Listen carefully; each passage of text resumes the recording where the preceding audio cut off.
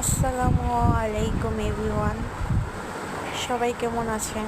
আশা করি সবাই অনেক ভালো আছেন, আমিও ভালো আছি। আজ দুপুরে আম্মু রান্না করেছিল বেলে মাছ, খলিশা মাংসের শুকিয়ে আর আপনার মুরগির মাংস।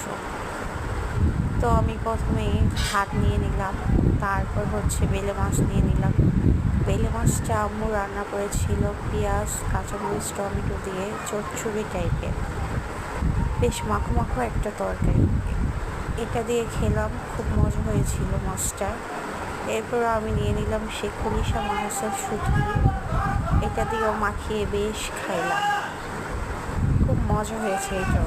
এরপর নিয়ে নিলাম মুরগির মাংস, আলু দিয়ে লাল ঝোল, এটা নিয়ে খেলাম, এটা অনেক মজা হয়েছে। মাংস তো সবারই প্রিয়, আমারও অনেক প্রিয় মাংস। এটা দিয়ে অনেকখানি ভাত খেয়ে ফেলেছি মাংস দিয়ে। আপনার মাংস আম্মু ঝাল একসাথে রান্না করেছে মাংসের সাথে। ঝাল আমার অনেক মজা লাগে খেতে। কার কার আপনাদের ঝাল পছন্দ অবশ্যই জানাবেন।